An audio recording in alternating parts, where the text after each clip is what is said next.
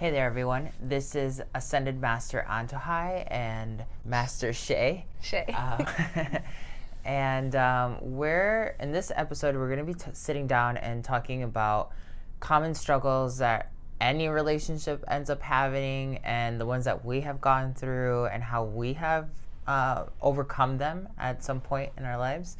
And do you like know which one like you want to start off with, or do you want me to start off? Either one. I think that it's just important that we're going to help you guys understand that we've been through all the different types of relationships between the two of us, as well as what you've been going through. Yeah. So one of the things that I really wanted to start talking about is just focusing on the fact that communication is super, super important when you're in any relationship. If you're having a problem talking to your significant other, and you can't like be 100 with them, if you have to throttle yourself in any degree and you cannot express yourself to the fullest, there is some sort of disharmony in your relationship, and you've really got to work on that. Because I've personally dated people who they got maybe bent out of shape, when I had a certain kind of style on, because I like to wear more eccentric clothing, and they'd be like, oh, well, why don't you tone it down? Why do I have to tone myself down? You know what I mean? That's my vibration. That's who I am. That's my authentic self. If you're not jiving with it, then maybe this is not jiving altogether. And if the person can't find a middle ground to respect you for who you are, that's got to be major. And usually you can find that in communication. Mm-hmm. Yeah, I agree. I mean, you have to think about it in a sense of like the body, for example, that you have. Once you're in love with someone and you guys have committed to a relationship together, it shouldn't matter what you're wearing, what you look like, how you want to do your hair, any of it. Like, that was something in my relationships as well that we both had in common. And it's you, it's who you are. And once you have a fitting relationship, any expression of yourself should not be a key factor. You can't go to the store and buy yourself a new body or a new nose. I mean, I guess you can purchase these things, but the way you were born is the way that you are. So the style that you carry and the expression that you have of yourself, that's yours, and that's yours to own. And no relationship should be trying to change it. But here, still driving on communication, right? Like, just because you're in a relationship with someone and you guys really have that connection doesn't mean that you should let yourself, totally just go to the wayside. And you should take care of yourself, because that's part of your daily wellness. You feel better when you take care of yourself and you're at a good neutral point where you can look at yourself and be like, yeah, I look good, wherever stage that is for you. But you're also in a relationship with someone else. So that if someone tells you like, oh, I really enjoy it when your hair is longer, like, I think you're beautiful, you're super attractive when you have that. You're beautiful all the time, but when your hair is longer, it's just wow. You should really pay attention to that, because that's your partner communicating with you on things that make them happier, make them desire you more. And as long as you're not playing outside of your comfort zone and it's not something super huge, you want to appease to that. You want to give in to that, because that makes your relationship stronger. That makes that person desire you. And that's all part of communication. I feel you there. Mm-hmm. So basically, yeah, he's saying that if the other person in the relationship isn't saying something bad about you, if they're giving you a compliment, as into, I mean, there's always the girls who wear more makeup or less makeup, and you can look at some of these women out here and they look so much better without the makeup. Mm-hmm. And at the same time, they feel really comfortable and they love wearing the makeup. So it's difficult in that situation, but as your lover expressing themselves and communicating with you that I prefer it this way, it looks great, without saying don't do it, but saying I like it this way, then especially when it comes to like Valentine's Day, you can express your love for them by showing the way that they love to see you. That communication is the key point there, is why I really like that. Yeah. And another thing with communication in general, when it comes to like your relationship, if you can only say like you mean something super special to me on Valentine's Day or on Christmas or on a holiday, you guys, that's not healthy. Like, I don't even do Valentine's Day, like, because I tell my partner all the time, I love you, I care about you.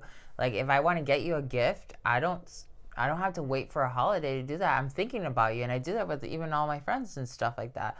Like, I just think about you. I saw this here. I'm going to get it for you. Why do I need a holiday to give it to you? Love is love all the time. It doesn't have like a staple to it. So really, you should start thinking about strengthening your relationship by communicating that you love this person in small ways and verbally throughout your entire year, not just on Valentine's Day.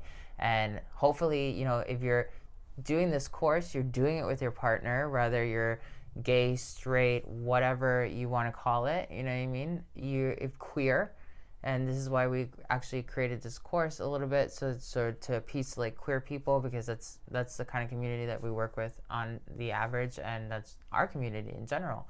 So that's something that we really want you to just always remember. Just communicate.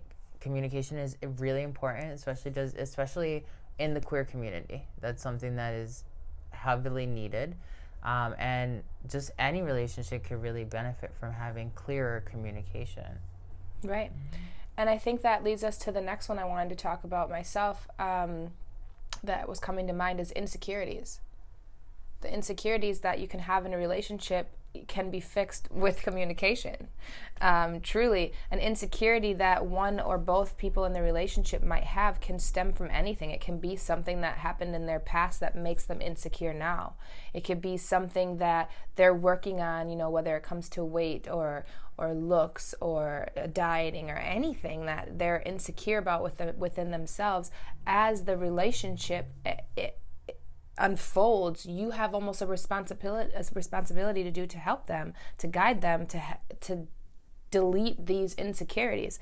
They're there for a reason. Somehow they got there. And once you commit to a relationship, it's your, almost like, it's not your, I don't want to say it's your duty and it's your responsibility to fix it, but it's definitely to help them to not have those, because insecurities are made, they are discovered, and they are almost like fear, something that we create. So there are definitely ways to eliminate them, and having a healthy relationship and a partner that's willing to help you with those is huge. And the only way, again, you can get over these insecurities is by communicating with them. Like, one of the major things that has helped my relationship get stronger is the fact that if I feel insecure, I don't just bottle it up. You know what I mean? I actually sit down and I'm like, hey, like, this is what's been on my mind. Maybe you're talking to someone and it makes me feel slightly uncomfortable because I know this person has really strong feelings towards you, and that makes me feel some sort of way. So I would rather say something to you than let it build and fester, and then maybe one day I explode, or I let my imagination go wild and I start thinking you're up to something shady. You really have to be willing to be stronger than your own insecurities and communicate them. The only way you're going to overcome them is if you communicate them. And if you're the reciprocating partner, that you're the one that's listening to your partner tell you this insecurity, you shouldn't just be like, oh, you're just crazy, it's all in your head. You shouldn't do that. You should take the time to, like, hey, stop, listen. All right, I acknowledge what it is that you're saying to me. You know, I'm willing to work with you. Like, there's the thing is, like, what comes to mind for me, and even being in a situation like that, is when you come to somebody with a problem, something that makes you uncomfortable. So if Axel and I were in a relationship and he came to me saying, you know, you're talking to this man who makes me feel insecure, I'm not okay. You have that opportunity to address it in a way of soft, because they're coming to you because they are uncomfortable, and they decided not to keep it bottled up. So here they are in front of you. This is your moment to address it, to help them, and to fix it. It's like with a child, for example. If they're doing something they're not supposed to do, you don't just scream at them and explain they're not supposed to do it. You're explaining why they're not supposed to do it, how it could hurt them, how it affects them, what it's doing. So this is a soft moment that he already put his walls down to come to me to say, hey. So the last thing you want to do is explode it. You want to use love, and you want to use your energy to calm the situation and to fix it. That's part of the relationship. That's what makes relationships work. Yeah, and when someone approaches you with these types of things, you want to always have an open heart. So like, you know, we do a lot of energy work. We're energy masters, and the heart chakra is where all of these things get stored. If your partner comes to you in this vulnerable moment and you make them feel less than when this happens, their heart chakra will remember that. And then you kind of damage your relationship a little bit, because next time when something else is happening, they won't come to you. And You're going to remember that last time. Yeah, and that's really, really, really huge when you're trying to build a relationship in general. Like communication, authenticity, a safe space is super huge. Like you always want to have that level of, this is a safe space. You can always come to me for anything, to talk to me about anything, even if you're having a bad day at work, or maybe you've been going through some sort of existential crisis. Like, I'm always here to listen. But you know, there always comes those points where everything in sound judgment, because if your partner is always communicating to you that they feel insecure because you're talking to every and any guy that just comes into your life, whether it's a coworker or, you know, just a friend of a friend, you know, you're not really doing anything but having like your regular daily interaction, you know, that's something else that you guys got to communicate. Like if your partner's always coming to you with this and you feel a certain way, you don't always have to take it. You can also find a middle ground and communicate how you feel about it too. And I think that leads into one of the last things that we could definitely talk about as well, being trust. Mm-hmm. I think that goes hand in hand. I've had personal relationships. I am one of those humans that's out there. I talk to everyone. I communicate with everyone. I give love every single chance I have. And every relationship almost feels a sense of threat, feels that sense of insecurity. And when you're in a relationship, you have to have trust. And I know this is one of those things where we always say that we do trust them, we do, but then you have to really ask yourself, are you? Because there's two types of way of trusting, okay? Example one being, I've heard it's like something along the lines of, I'll trust you until you give me a reason not to trust you, which is fair, right? But then there's the other people out there who are more like the, I don't trust you until you give me a reason to trust you. And I don't know that that's really fair for someone. And I've met a lot of people like that. That's every relationship you start new in, regardless of the kind of past you had, where maybe you didn't trust the relationship or they were the ones who gave you a reason not to trust. This is a new relationship. And every human that's in a relationship and in the journey of life alone is on this wave of life. And no matter what they're doing, once you've committed to a relationship, you have to have the trust and belief that that relationship is what it is, and that nothing is going on behind closed doors, because A, you've reached all your communication barriers and everything's fine, and B, we've knocked down insecurities so you don't have those anymore. So the last thing that you have is the trust and belief that everything's going on.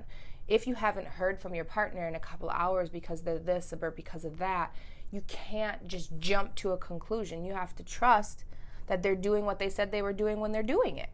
You have to believe that. There's just way too often that, I mean, people's phones die and other things come up. And if you're somebody like me, I get stuck in a conversation and now I'm in it for 2-3 hours and you're over here trying to call me. I'm sorry. I remember the days when we didn't have cell phones and we had little notes that we wrote each other and waited in the mail for the next one. You didn't get anxious then. You waited till it came in the mail until you got it. So your relationship has to have trust. It just does. Yeah, and like we're speaking about energy in general. Like trust is something that everyone feels at a subconscious level. If you're constantly not trusting your partner, you're building energetic walls that are not letting you like transcend and get closer to anyone else. And eventually some of us create energetic walls that are poisonous, they're toxic. So every time you try to like, you know, make yourself better, then they trigger you and you end up becoming nasty, like you don't know how to respond well. So if you're right now single and you're just trying to better yourself and to understanding how to get into a better relationship, if you're still holding on to baggage from an old relationship, or maybe you're in a relationship right now and you notice that you have all these insecurities from a past relationship, that's not very fair to your partner right now. That's not you saying, hey, I totally trust you. Let's build something new and let's get over this. You should probably not get into a relationship if you're single until you've discovered all the problems here that you need to overcome. And if you're in a relationship with someone, you should sit down and meditate with yourself and be like, okay, like compare your new partner to your old partner, and then, you know, weigh it out. Like, my new partner isn't shady and doesn't lie to me and doesn't hang out till 4 o'clock in the morning with people that they just met, or whatever it is that was holding you back at some degree, you know what I mean? And then you equate, okay, well, now, you know, if that's the only way you can cut that barrier of trust, by equating that and then seeing, wow, this person's way better than the person I had, do that. But then when you reach that conclusion, you have to authentically let go of that wall, because you won't be able to make your relationship much stronger if you have these walls in place. And there was something else about energy that we were talking about, and I'm trying to like really think really fast. Well, I mean, maybe you could have went going into the aspect of, because there's energy involved, once you have this interconnection with each other, you'll be able to feel when something's not right. You know, I don't know if you're going to go that route, but I definitely heard you in the aspect of, once you've applied and your relationship's good and you're okay and you have the trust and everything's going on, you'll notice when or if something's going differently based on how you feel. When you love, trust, and communicate with each other and the relationship's going flawlessly, if there's something for you to not trust or something for you to be worried about, I strongly believe you can feel it. Mm-hmm. You can definitely feel it. And that's, again, now you have to bring the communication in, like, hey, something's really making me feel some sort of way that's just not been there, and it's here and I'm feeling it, so please ease me and help me understand why I'm feeling this sort of way. And then everything kind of comes to the surface, and again, you're able to fix it because you communicated, you trusted, and you love each other. Yeah, definitely. It's like really important. Like, especially if you're going to be diving into this type of work, you have to know that. Like, if you're going to be working on a relationship and getting closer to someone, there comes a point where you don't like, my partner and I, we don't really talk. Like, I can just tell when something's off, and I can feel it from miles away, and I'm just like, okay, like, hey, what's going on right now? And it's almost telepathy. Really, that's what it is. It's just telepathy of the heart, and you end up just feeling that. And that's why, you know, sometimes you'll be thinking about them, and then they message you out of nowhere because they felt that. They knew you were thinking about them. And that's why, like, especially if you're a high conscious being, if you're a master at Reiki or anything like that, and you're gonna start incorporating energetics into your relationship, you're gonna have to start being authentic with yourself, so that you're developing more authenticity in your relationship, because everything that you vibrate energetically, your partner is gonna pick up on. Always. And there's no secrets. So like, if you feel like you gotta hold back secrets or something, maybe this is not the route for you to take, because there are no secrets once you pass that threshold in general. So I really hope that this episode could really help you guys strengthen your relationship. We may be adding a little bit more to it later if we come up with any other ideas. I knew there was a major point that I really wanted to point out, but I can't remember right now. But trust and knock out insecurities, and you guys are going to be fine. Your relationships are going to grow, you're going to grow, and love's going to be stronger. Yeah, awesome. See you later.